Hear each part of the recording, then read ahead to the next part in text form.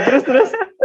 Kayaknya kemarin aku salah ini bilang kan, kalau di sini kan bacanya Kukmin itu kan Kumin itu Kumin University. Nah terus aku bilangnya Kukmin ya kan, itu nggak ada yang tahu kan, terus nggak ada yang tahu, terus aku nyari.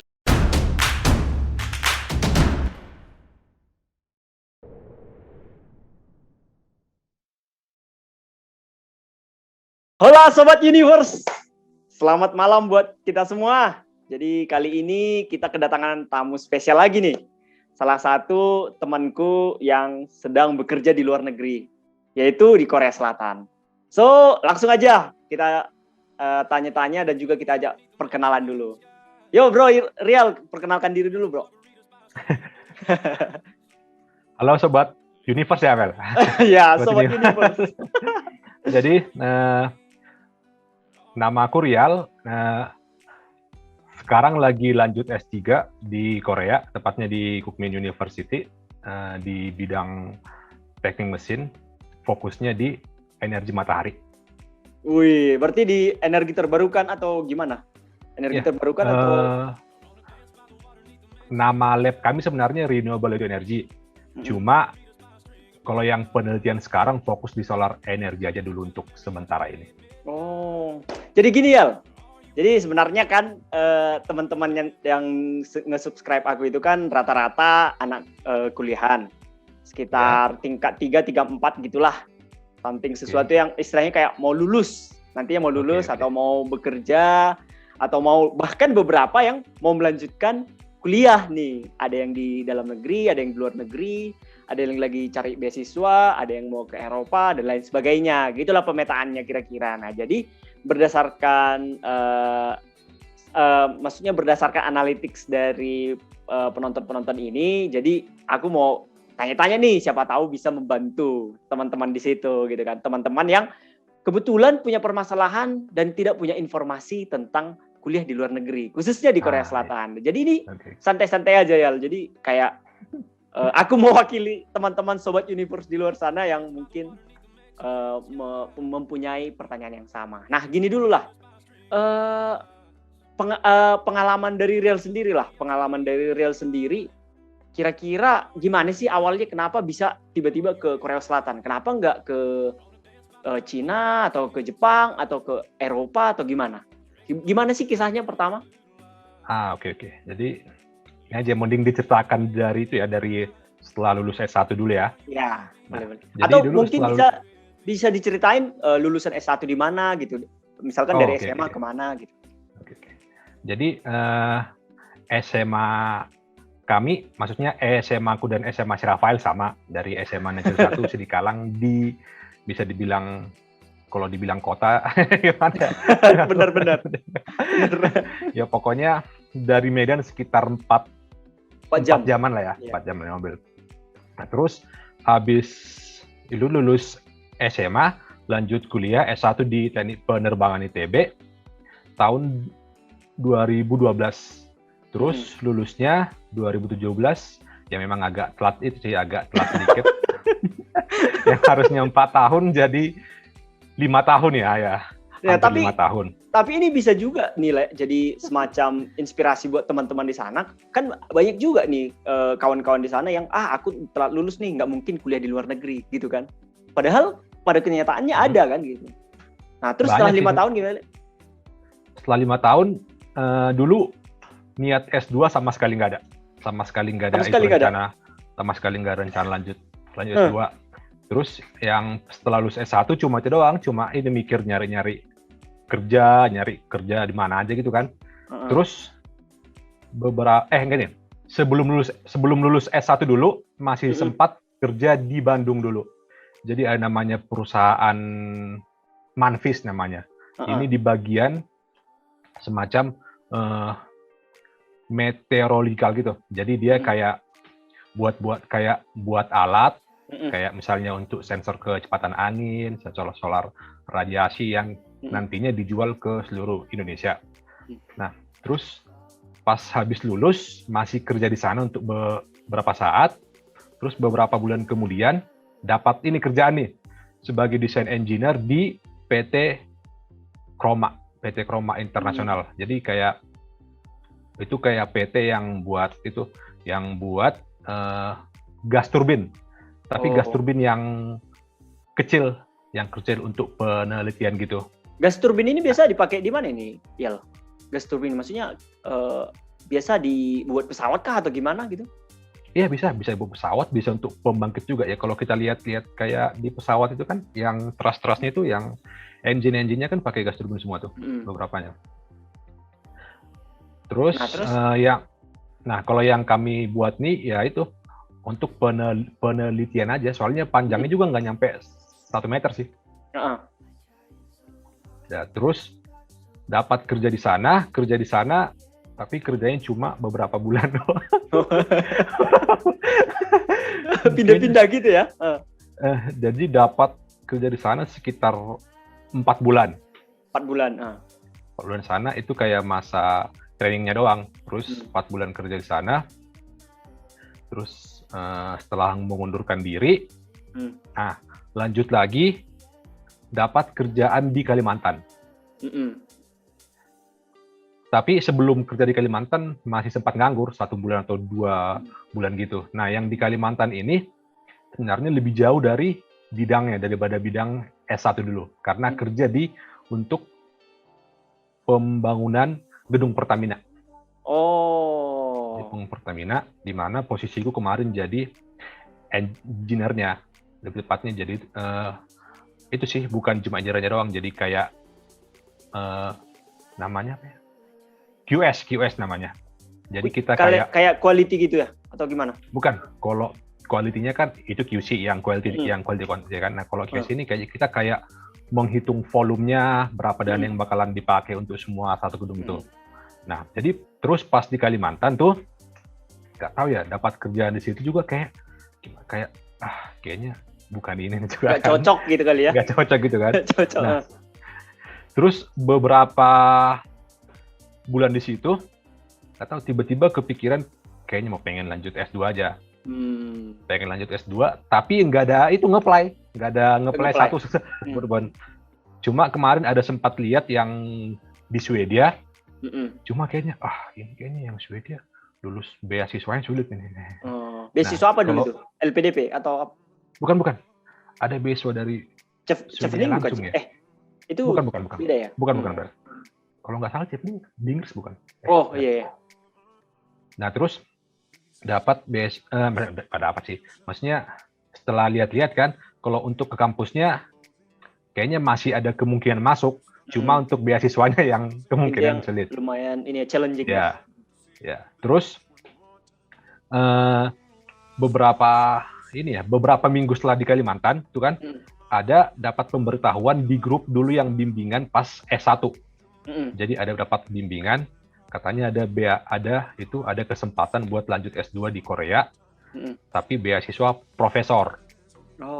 Jadi istilahnya profesor. Ini kayak ditawarin sama dosen pembimbing gitu, atau sebenarnya kau yang menghubungi gitu, Yal, awalnya? Jadi si profnya lagi buka itu lowongan di bidang solar energi. Nah, terus nanti ada beberapa orang yang kirim itu CV-nya, beberapa orang. Nah, terus nanti profnya yang itu nyeleksi. Ini profnya prof di ITB atau di Korea? Prof langsung di Korea. Nah, cuma dulu sebelumnya ada teman, bukan teman sih, ada senior yang punya teman yang kuliah di situ. Nah, temannya itu anak UI angkatan berapa? Angkatan 2008 ya. Nah, terus dia ngasih tahu ada itu. Gitu ya? Ini si prof kami lagi nyari orang buat itu bantu research-nya dia di bidang solar energy. Nah, kemudian si ininya minta ini CV biar dikirim ke prof. Terus beberapa minggu si profnya ngasih kabar. Dia kayak ada nanya-nanya gitu. Bentar. Kita nanti di bidang ini, dia kayak nanya pengetahuan dia tentang solar energi gitu kan. Solar energi. Terus setelah itu, terus ada lagi nih interview dari kampusnya. Nah, interview dari kampusnya itu kayaknya nggak tahu deh 1 minggu atau 2 minggu setelah itu interview dari kampus. Nah terus pas setelah interview dari kampus baru beberapa hari kemudian dikasih tahu kita lulus atau nggak lulus. Nah kemarin kebetulan puji Tuhan lulus, terus beberapa harinya langsung dikirim dari Korea, itu kayak semacam surat penerimaan kita. LOA gitu ya, letter of acceptance atau semacam itu buat ngurus visa nanti. Nah setelah dapat itu baru bisa ngurus visa, baru berangkat ke Korea. Itu satu paket semua ya, untuk kuliahnya sama biaya hidupnya gitu. Jadi sebenarnya kalau dibilang beasiswa sih gimana ya? Jadi kan si prof kita dapat kayak mengerjakan proyek riset dari perusahaan swasta ataupun dari pemerintah. Jadi dia kerjasama sama kampus, jadi kayak perusahaan swasta sama ininya dapat proyek riset. Nah nanti si mahasiswa yang S2 atau S3 ini bakalan membantu dia. Nanti di pertengahan tahun terus di akhir tahun kita harus membuat ini laporan. Bisa bentuk presentasi, bisa publikasi paper gitu. Nanti publikasi ke perusahaannya. Jadi ya semacam kita ikut membantu mereka untuk melakukan penelitiannya. Contohnya kayak yang ini sekarang kami ada dari proyek dari pemerintah Korea itu semacam untuk energi matahari. Jadi kayak untuk memprediksinya. Terus ada juga dari perusahaan swasta, dari perusahaan mobil ini Hyundai. Hyundai. Jadi kayak mobil listrik gitu. Terus kami untuk kayak mengoptimasi di bagian panas yang di dalam mobil. Gitu. Nah kalau misalkan ini kan Yal, kita punya semacam keraguan nih. Misalkan aku posisikan diriku sebagai orang-orang yang awalnya dulu kayak kau lah Yal gitu. Misalkan baru lulus gitu kan. Aduh, berani nggak ya aku untuk apply ke Korea Selatan? Takutnya bahasanya nggak pas gitu, atau pas interview pakai bahasa apa sih, Le? Itu biasanya? Nah, gini dulu, jelaskan dulu. Kan kalau kita mau kuliah di Korea, ada beberapa jenis itu kan beasiswa yang bisa kita coba. Itu ada beasiswa dari pemerintah Indonesia atau bahkan dari beasiswa pemerintah Korea sendiri. Yang kalau dari Korea, contohnya KGSP. Nah, kalau dari Indonesia bisa LPDP, KGSP. Ya. Jadi terus kalau dari Indonesia kan ada LPDP, IKTI atau lain-lain kan. Nah, biasanya kalau LPDP sama KGSP itu setelah kita diterima nih, kita dikasih belajar bahasa Korea setahun. Jadi belum ada kuliah. Nah, karena kan memang ya kalau untuk yang bukan riset kan, untuk kehidupan sehari-hari kalau mau ngikutin kelasnya memang harus bahasa Korea kan. Nah, cuma kalau yang kami yang beasiswa profesor ini, kami nggak diwajibkan bahasa Korea karena kelas-kelas kami juga yang di sini udah terkhusus bahasa Inggris semua. Iya. Jadi untuk bahasa Korea sendiri nggak diwajibkan untuk yang beasiswa penelitian gini.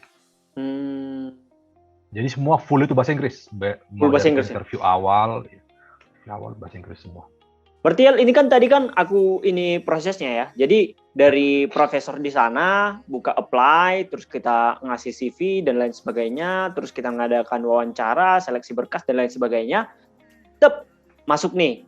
Si profesornya cocok sama kita. Nah, terus kita dari si profesornya yang mendaftarkan ke universitinya atau gimana? Kalau kau sendiri di universitas apa? Namanya Kookmin University di kota Seoulnya. Kookmin Bank. Aku ingatnya Kookmin Bank. Bukopin. Ada Kookmin Bank juga. Bang Bukopin kan ini sekarang sebagai bank pengendalinya Bang Kookmin kalau nggak salah ya. Nah itulah. Itulah. Kita udah sebut-sebutin ini. Nah, jadi itulah ya. Jadi kalau misalkan di University Kookmin ini udah langsung didaftarkan dari si profesornya karena dia merupakan bagian dari universitas itu atau gimana sih sebenarnya? Nih, jadi kalau seandainya profnya udah cocok sama kita. Udah cocok sama kita, nanti prof yang minta itu kita semua. CV kita, berkas kita, ijazah kita. Nanti prof yang daftarin kampus. Nanti daftarin kampus. Nah, terus setelah kampusnya lihat, nah nanti si kampusnya itu minta tanggal buat interview sama kita. Oh, masih seleksi lagi berarti? Iya, interview. Lagi interview di kampusnya. Cuma kan biasanya kalau udah dari profnya kan ya kemungkinan itu sih udah disetujui kampusnya.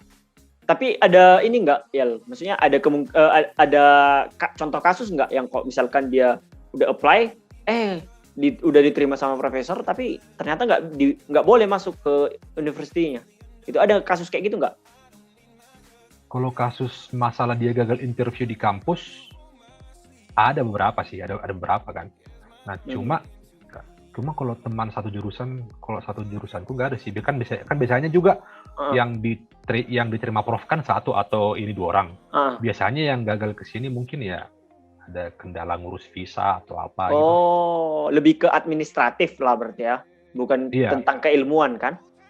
Iya, kalau yang ketatnya sebenarnya yang dipenyelesaiannya pas dari profnya sendiri yang itu kita, yang seleksi kita. Itu bahasa Inggris ya? Iya, bahasa Inggris. Wawancara. Oh, orang Korea di sana lancar bahasa Inggris nggak sih rata-rata? Nggak. Berarti kita yang harus adaptasi ya berarti ya? Cuma kalau prof kita, misalnya kan kalau yang ini kan dosen-dosen memang udah pasti itu kan, karena juga mereka beberapa lulusan dari luar negeri juga, dari US juga. Nah, kalau orang-orangnya nih, misalnya orang-orang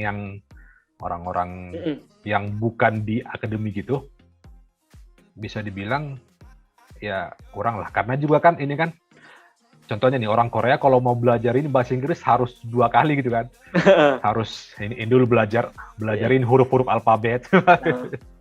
Kan kalau dari kita sendiri kan memang udah langsung itu kan. Iya. Jadi kalau misalkan dari daerah sekitar itu udah bahasa Korea sendiri, gimana ya pengalamannya ya waktu pertama kali ke sana? Misalkan nih, tadi kan udah bilang nih udah diterima dari universitasnya udah oke. Itu selang beberapa waktu berangkat kan ke sana kan? Iya. Nah, itu gimana? Adaptasinya, jadi ini penyesuaiannya. Ada pengalaman aneh nih di sini. Apa itu? Jadi kan kami dari Indo yang diterima di sini kemarin ada 3 orang untuk 2 profesor. 3 atau 4 orang untuk 2 profesor. Nah, 2 di profesorku, 2 lagi di profesor lain. Nah, kebetulan kemarin aku ada kendala ngurus visa telat. Jadi aku datang ke Korea telat 1 minggu nih. Nah, terus orang Indo yang di sini kan ngejemputnya juga, ini kan jauh kan. Masa dia harus jemput 2 itu kali, harus pulang balik lagi kan. Yeah. Nah, terus jadinya aku tuh inisiatif biar berangkat sendiri aja, nggak usah ini dijemput. Nah, nggak usah dijemput. Pas di bandara nyari, kan sebenarnya bisa naik subway, kayak naik apa gitu, naik kereta gitu kan. Nah, cuma kan itu kan masih belum tahu kan, jadi cara yang paling aman jalurnya cara yang paling aman naik ini kan bis kan. Naik bis terus nanya-nanya mereka, beli kartu bisnya, nanya ke ada namanya yang semacam GS, semacam Indomaret lah namanya. Kan kita bisa beli itu kan kartu kan di situ. Nah, terus nggak bisa bahasa Inggris, dia nggak bisa. Jadi mau beli kartunya aja ntar bisa itu berapa lama gitu kan. Bisa. Nah, terus setelah dapat kartunya beli tiket bus. Nah, kan nama kampusku kan Kumin University. Tunggu, tadi kau beli kartu buat ini ya, busway ya? Iya, busway. Oh iya. Nah, itu kan nanti kartu busway itu bisa dipakai kalau udah di kota. Nah, kalau tiket dari bus dari bandara mau ke kota kan harus beli itu lagi, beli tiket manual ya, yang kertas ya. Nah, ya, terus pas beli tiketnya juga. Terus. Kayaknya kemarin aku salah ini bilang kan, kalau di sini kan bacanya Kukmin itu kan Kumin itu Kumin University. Nah, terus aku bilangnya Kukmin ya kan. Itu nggak ada yang tahu kan. Terus nggak ada yang tahu. Terus aku nyari map dulu. Lihat ini, terus tunjuk ini. Nah, bahasa isyarat lah ya. Ya. Nah, terus dia juga itu nggak paham. Nah, udah terus aku aja beli tiket ke ini aja, Seoul aja, udah Seoul. Nanti kalau udah sampai di Seoul udah biar aja lah, mau cari apa gitu kan. Kumin ini di sekitar Seoul. Iya, sekitar Seoul. Tapi agak di atas Seoul. Utara gitu ya. Ya. Nah, terus udah dapat busnya, perjalanan sekitar ini 2 jam. Udah nyampe, turun di sana. Kan itu kan udah bulan Maret. Ini di Seoul ya? Jadi ke Seoul jadinya kan? Iya, ke Seoul. Ke Seoul turunnya di stasiun yang lumayan jauh dari ini juga, kampus juga.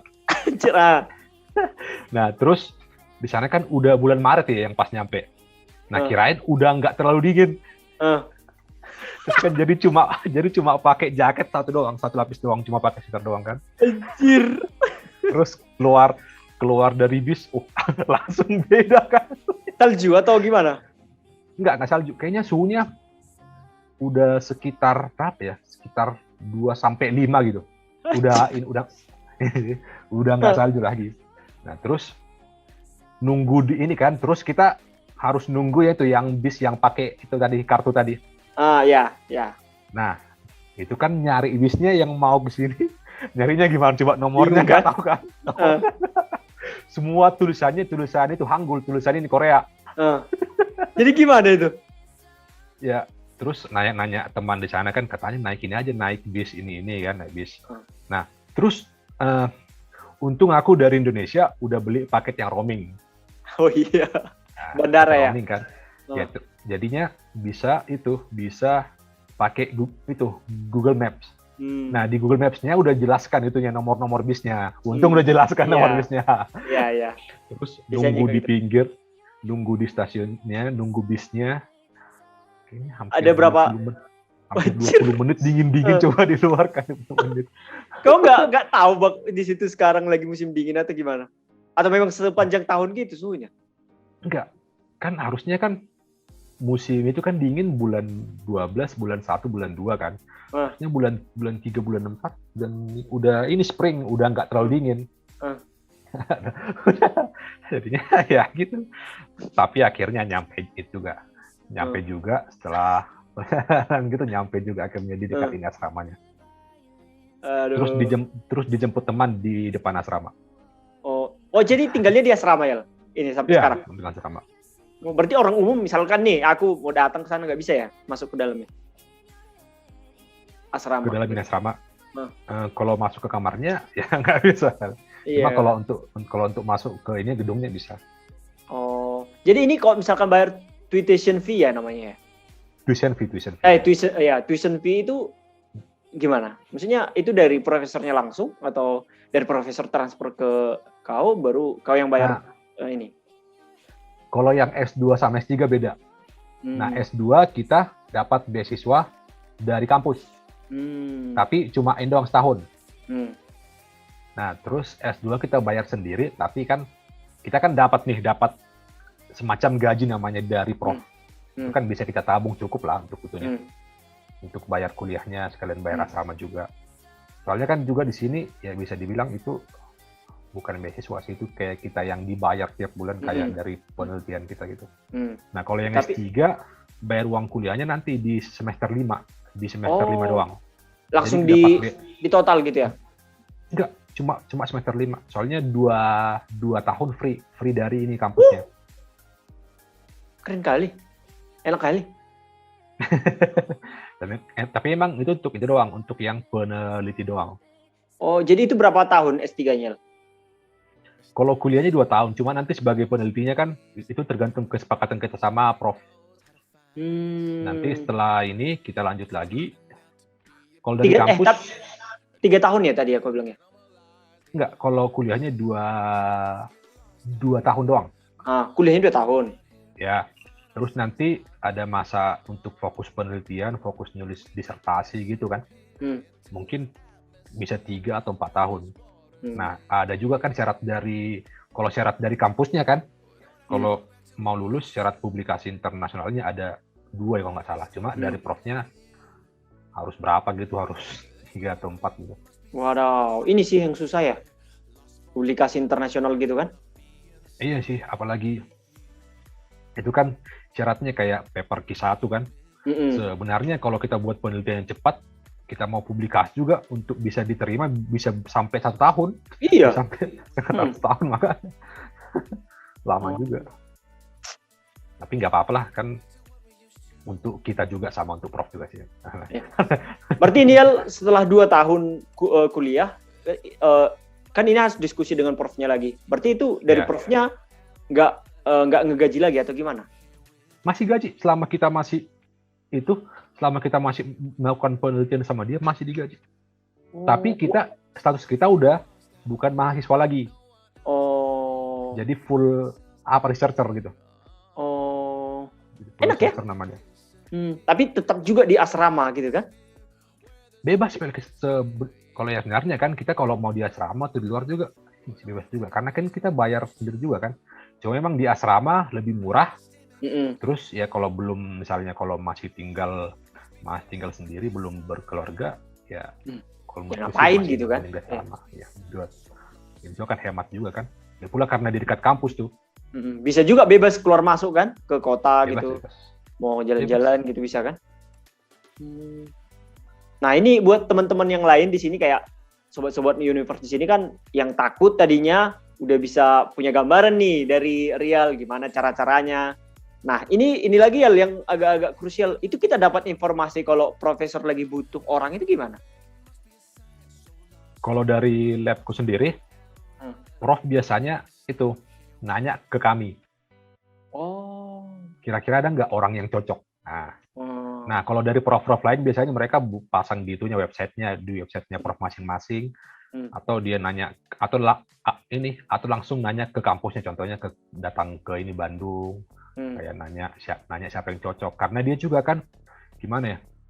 Soalnya penelitiannya kan proyeknya ini bisa 1-2 tahun. Jadi dia memang berharap orang yang udah punya itunya basicnya. At least itunya yang udah basicnya biar nggak terlalu banyak buang-buang waktu. Soalnya emang harus langsung nulis itu report, nulis publikasi itunya langsung. Supaya istilahnya nggak kagok lah sampai di sana gitu kan. Kayak penyesuaiannya lama, ilmunya penyesuaian lingkungan, penyesuaian ilmu, penyesuaian semuanya jadi ya istilahnya wasting gitu ya. Paling cocok. Lanjut. Kan kalau untuk ini kan belajar ini sih memang bagus kan, cuma ya kita juga harus tanggung jawab juga kan sama Prof, soalnya Prof juga harus tanggung jawab ke perusahaan ini juga nantinya. Nah ada nggak kondisi kasus kayak misalkan begitu contoh ya, ini jauh-jauh maksudnya ini semacam informasi aja lah ke teman-teman di sini. Ada nggak kasus gini ya, misalkan pas kita apply beasiswa, nge-apply CV dan lain-lain, berjalan penelitian dan lain-lain, tiba-tiba nih proyeknya misalkan si profesornya jauh-jauh, misalkan entah kecelakaan atau apa gitu. Jadi ini nggak dilanjut lagi, harus balik lagi atau gimana sih? Atau bisa dialihkan ke profesor lain gitu? Atau misalkan si proyeknya itu tertunda atau dibatalkan gitu? Kalau kasus gitu belum pernah dengar, belum pernah dengar. Cuma contohnya kasusnya gini nih, kita kan misalnya udah lakukan penelitian, cuma kita belum dapat nih hasilnya sampai 1-2 tahun. Nah kan pertanggungjawaban gitu. Kayak pertanggungjawaban ke perusahaan juga kan susah tuh. Nah terus si mahasiswanya juga ntar kalau udah proyeknya yang ini habis, gimana coba Profnya harus ngasih dana lagi kan. Nah jadi ada contohnya kayak kasus di sini, dia dipindahkan ke dosen lain. Cuma pemindahannya lumayan ribet karena kan kalau kita daftar di sini penelitian gitu, nama kita sendiri udah langsung didaftarkan di situ di proyeknya itu. Oke, berarti ku simpulkan kayak based on project gitu ya, El ya. Jadi lebih ke koneksi dan hubungan kita ke profesornya, bukan ke pemerintah berarti kan? Nah, kalau di lab kami, Profnya sendiri yang langsung tanggung jawab ke ininya. Cuma ada beberapa kasus kayak di lab-lab lain, si mahasiswanya langsung buatin laporan ke ininya, ke perusahaannya. Jadi dia mungkin sekali sebulan harus datang ke perusahaannya, presentasi apa gitu. Nah, kalau kami sendiri, emang karena proyek kami kan biasanya memang mewajibkan harus membuat itunya dalam bahasa Korea. Jadi yang pergi Prof kami. Nah, dari kau sendiri, itu kan tadi udah di bidang sekolah, karir, dan lain sebagainya lah. Istilahnya teman-teman sini udah ngerti lah, oh gitu prosesnya gitu. Nah, ada nggak cara lain lagi, supaya bisa orang-orang Indonesia atau orang-orang dari mahasiswa-mahasiswa yang sudah baru-baru lulus nih, supaya bisa apply beasiswa apply beasiswa, bisa bekerja dan lain-lain ke Korea itu gimana sih, El? Maksudnya